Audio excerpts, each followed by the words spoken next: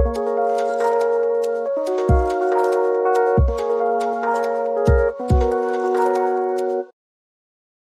this is Zach Brooks with World Transplant Athletes. Tips and tricks by and for transplant athletes anywhere, anytime, and online. If you have a body with a new part, you can move, you are a World Transplant Athlete. As a two-time kidney transplant recipient and frequent participant at local, national, and world transplant games, I always wonder, how do other recipients take care of their health and prepare for competitions? Well, for me, there's only one way to find out, and that's to learn from the best and the most inspiring transplant athletes in the world. Today, I have Tamaryn Stevens from Australia. Tamaryn, welcome to the show. How are you today? I'm good, thank you. Thank you for having me. Yeah, absolutely. So you sent me your 5 tips, and I want to get to those in a minute. But before that, I have some warm-up questions for you so people can get to know you a little bit better. So the first question I have is, which transplant have you had? I have had 2 kidney transplants. 2 kidney transplants. So when was the first Yep. and when was the second? The first one was 2005, and the second was just last year, so 15 years apart. Wow. Well, congratulations on your second. Thank you. You haven't really lived until you've had 2 kidney transplants, right? Yeah, that's exactly right. Yeah, that's not what you were thinking during the process, I'm certain. So the I was thinking about living, definitely. you're thinking about living, but like maybe not. This is what I absolutely wanted to do in my life. The Yeah. second question I have for you is, if you had to summarize your transplant journey in one word, and you have 2 transplant journeys to choose from, which word would you give that entire experience? Well, yeah, it was hard to think of a single word because, as you say, I've had 2 different journeys, but I can't help but pull my mind to the most recent one. And thinking about the most recent transplant journey, I would say that the one word to sum it up is hectic. Yeah, just like Yes, all of the various appointments and schedules and all of those things. absolutely. And it all, like, unfortunately, the failure of my first kidney happened quite fast. And then, getting onto dialysis happened quite fast. Then coronavirus hit, then lockdowns hit. Then mid lockdown, I get the call to come and have my transplant. Yeah, and you've been to the hospital a couple times after that, right? Just to kind of check on things. Yeah, absolutely. A bit of a bumpy road Yeah. into the new kidney, but we're settling in. It's settling in. Okay. Okay. So the third question I have for you is, what was your first exercise post-transplant? Well, for me, the first true exercise was just walking. From my last transplant journey, I'd gotten quite into sport and I was really keen to keep moving again. But I was banned from most of the strenuous activities, as you can imagine. So I just had to do what I could. Again, as you probably know, and as most of people who've experienced transplants will know, immediately after transplant, you're on so much medication that can just knock you around. It causes muscle wastage and all that jazz. So I was really keen to move. I wanted to move as soon as I could to prevent that. So yeah, it was just walking, and it started to the letterbox, and then it started to be, to the end of the street, around the block, and I would just slowly build that up. Yeah, and I remember my first exercise after my second transplant, and I counted 100 steps in the hospital ward, and then the next day 125. And to me, like those 100 steps and the tiles on the floor of the hospital were like the most important steps of my life. And I still look back at that first day of like some of the most important training I've done in my entire life. So yeah, that first exercise post-transplant is so critical. So the It final is. It question I really have is. for you as a warm-up for this is, in which activities and sports do you participate on a regular basis? Well, I participate in cycling on a regular basis, but if you're not into cycling, you might not actually realize that there's so many things you can do. Yeah. So I'm a road cyclist, but also I've been really enjoying gravel and adventure riding, doing some bike packing. I do track cycling, which is the one on the velodrome with no brakes and can't stop pedaling. Cyclocross, and I've recently gotten into mountain biking as well. Wow. Yeah, I mean, I think you listed like 7 different types of cycling. So it sounds like you like wheels that go round and round in the same direction, Yeah, preferably. Okay. Or maybe, anything that makes me go fast as well. I like that too. okay, it makes you go fast. Okay. So Formula One for you in the future. Um, Or maybe. okay.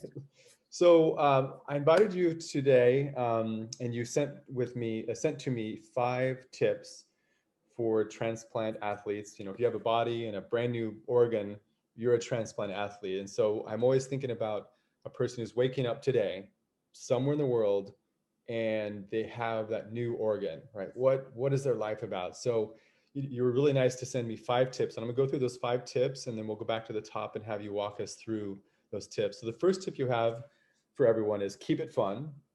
Number 2 is find your people. Number 3, small and steady builds are the best. Number 4, routines are great, but don't be afraid to break them. And number 5, find your mental anchor. So I'm really looking forward to this. So back to the top, keep it fun. Why is that your number 1 tip for everyone? Well, okay, so that's number one because when you engage in anything in the sport, especially, there's a lot that goes into it, and it is inevitably a competition. So once you get into it and you start to decide to do it relatively seriously, you can get a little bit bogged down in that sort of training. And I should be doing this, and I want to hit this peak level. It can become a chore, and I've experienced moments in my life where getting on my bike felt like a chore, and it suddenly wasn't something I wanted to do anymore. So I say keep it fun, and I say that first and foremost because that's what we're there for. It's like any hobby. You start sport because you love it. You start sport because it's something you enjoy. Don't lose sight of that. It is there to be an enriching element in your life, not to be something that you feel guilty over. So yeah, keep it fun. Okay, great. Number 1 is keep it fun. Number 2, you wrote find your people. What do you mean by that? Well, this one's a bit of a multifaceted answer. And really the thought for that one came from 2 places. The first one, as a lot of people experiencing a transplant will probably know, that the process is quite isolating. Mm-hmm. You struggle to engage with a lot of normal avenues in your life. It might be work, it might be other hobbies. I'm lucky, I have family, I have friends around me, but you lose connection with people. So re-engaging in sport, or engaging in sport in general, is an opportunity to find more people, renew some connections, build some new connections, and gather that community around yourself again. So that was the first thought there. Yeah. And I think when we were talking earlier, you were talking about bicycle riding and chatting and having conversations. That's exactly right. And yeah, so number 2 is just that, sport is an opportunity to find your people. I've made some of the best friends I have through cycling. And if you're not a cyclist, you might not realize that cycling is not a solitary sport. You can go out for a ride on your own, absolutely, and I do that. But some of the most fun rides I've ever had are when you go with one other person or a bunch of people, and you're just riding along, you're chatting, and you're all enjoying it together. The ride that you and I were chatting about was a recent one on a weekend where I went out with a bunch of about 5 friends. We were all a little bit, we'd come off the back of, I'd come off the back of a transplant. Some people were feeling off, some injuries. So we said, this is going to be a slow ride. It doesn't matter how slow you want to be, we're just going to stick together. And it was just wonderful. We discovered some new paths. We paused on these, Melbourne, where I live, has a really intricate network of mountain bike trails in the city. You just have to find them. So, we would go find the trails. We would pause on different features and cheer each other on while they had to go. Like it's just wonderful. So yeah, find your people.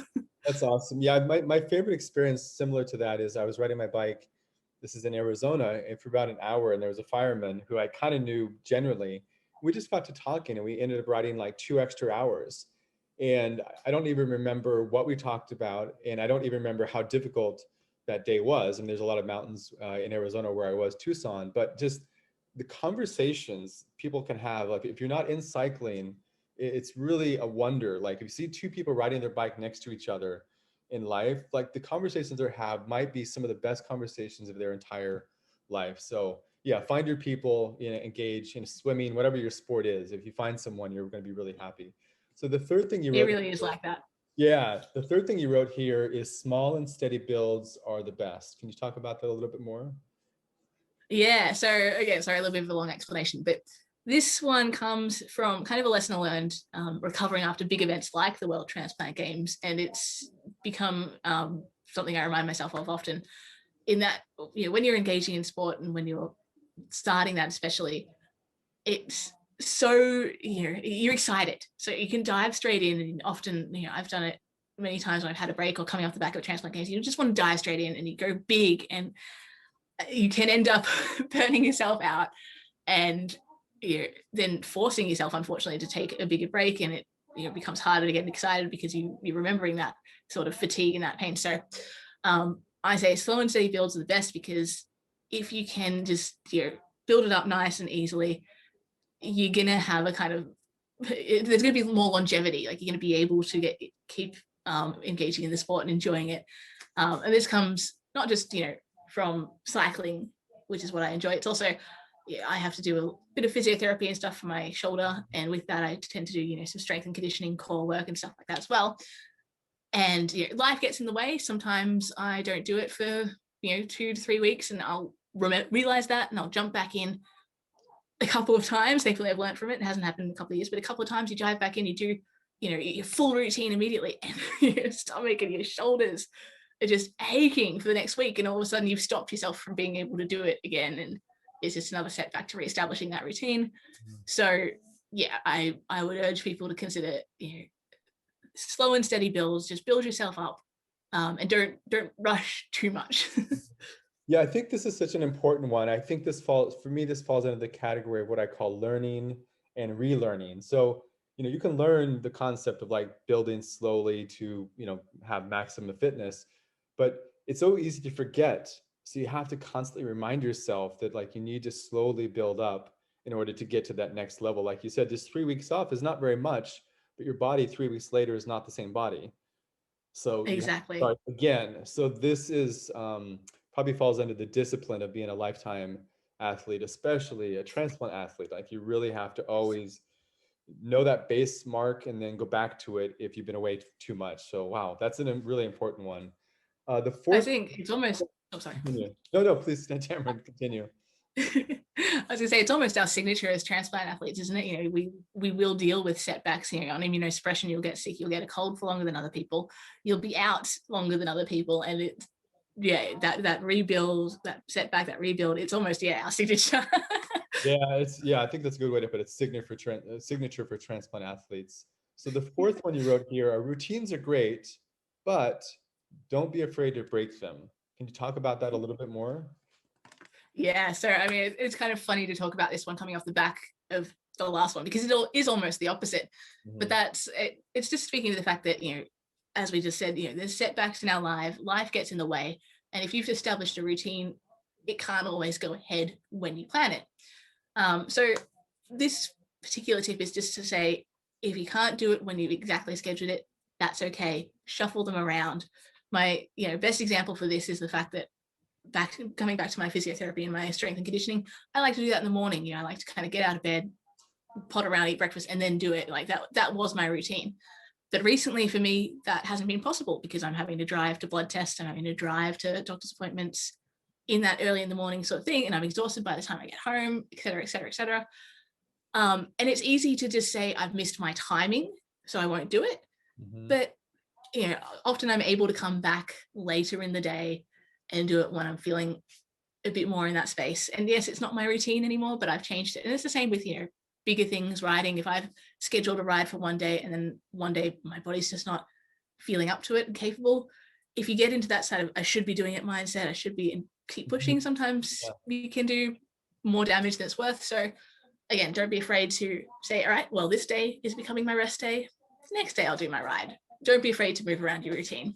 Yeah, I think that falls under, like flexibility. And I think there's even some research, physiologically speaking, that if you break up your routine, sometimes it's actually better for you physically because your body needs kind of a change in things. Like even if you're doing the same core exercises, if you do them later in the evening versus morning, that's actually not a bad thing either. But I think this is another one that's sort of learning and relearning, because you have to continue to remind yourself that it's okay to take a break or change up the routines. But that's a hard one to learn and very, very It important. is. And so the final one, this is the one that really struck me as the most fascinating of all of them that you wrote: find your mental anchor. Can you talk about that a little bit more? Yeah, absolutely. So the wording for this actually came from a friend of mine who introduced it, but it was something I realized I'd been doing for a very long time. And when I say find your mental anchor, I'm talking about kind of find the thing that you can do that puts you in a sort of a peak performance mindset or a peak calm mindset. So that could be anything. For me, when I'm riding, and especially when I'm racing, it's a bit of a mantra going through my head, and it's keeping me centered. It's keeping me, focused on the task ahead and feeling powerful, feeling competitive. But obviously, when we're entering into sports, whether that's a competition or whether you're walking into a sport for the first time after your transplant, there's a lot of things that you're dealing with, a lot of emotions, a lot of anxiety, a lot of nerves, all those sorts of things, especially when you're going into competitive sport and you've got sort of a goal.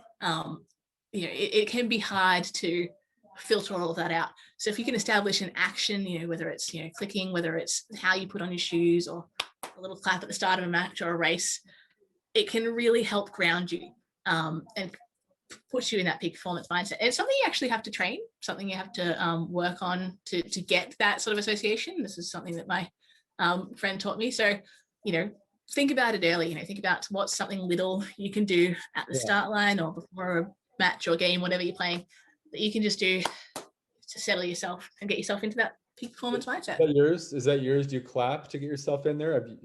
Can you Every now and then, yes. Are there any I actually have a couple. There? Yeah, sure. So, yeah, as I said, I have a couple. I've got some physical, I've got some mental. When I'm riding, especially in a time trial, I have sort of a rhythmic dialogue that I will say to myself. And literally the mantra that I repeat to myself is, you are powerful, you are strong, you are powerful, you are strong. And it sounds ridiculous, but it's wonderful. It really works. And then quite often when I'm on the start line of a race, it will be not so much sometimes it's a clap. A clap is sort of my anxiety habit. So if I'm like double clapping, then I can get that nervous energy out. It's less my mental anchor and more my shoe anxiety. But just how riding is, sometimes it'll be just like a light tap on the side of my knee or something like that just gets me into the mindset. Yeah, and I know when I do time trial races, oftentimes, it's pretty painful because you're doing this one thing extremely hard, the 95% level of your exertion. And I often tell myself that nothing else exists in life, because when it's so painful, you think about, okay, how long until this is over? I'm going to have some water. I'm going to have some snacks. Like, I'm going to lay on the grass. My mind goes to like all of the pleasant experiences I want to have. And when this thing is over, but then I notice I slow down a little bit. And so then I say, okay, nothing. Then I have to tell myself nothing exists in life. Like, I have to enjoy this pain because that's all life is. And that helps me sort of stay centered. Now it's not in the middle of the race, but it's sort of somewhere in the middle because your mind can drift in multiple ways. So gosh, mental anchor, the way you phrase that, I think that's so important. And whatever someone chooses, as long as it works for them, it's totally that's exactly right. Right? Wow. And that's a really interesting one. Yours is incredibly interesting. It reminds me, again, just some variety of things. I remember doing a drill on a velodrome. So, it's a short lap, but the task we had to do was catch the motorbike. So the motorbike was riding around quite fast and we had to catch it. And that's an intimidating task. And then the lady next to me all of a sudden goes, all right, it's a 3-lap effort. And I went, oh, okay. And, just breaking it down into that, manageable level rather than thinking, oh my God, I have to catch a motorbike, was like the perfect thing to do. So yeah, there's so many different ways of doing it. That's excellent. Wow, this is really fantastic, Tamaryn. So thanks for being a part of the show today. And so for audience members out there, log into facebook.com/World Transplant Athletes. On a weekly basis, I'll try to upload video podcasts like this to get tips and tricks. World Transplant Athletes, tips and tricks by and for transplant athletes, anywhere, anytime, and online. If you have a body with a new part and you can move, you are a world transplant athlete. Tamaryn, thanks so much for being on the show today. Thank you for having me.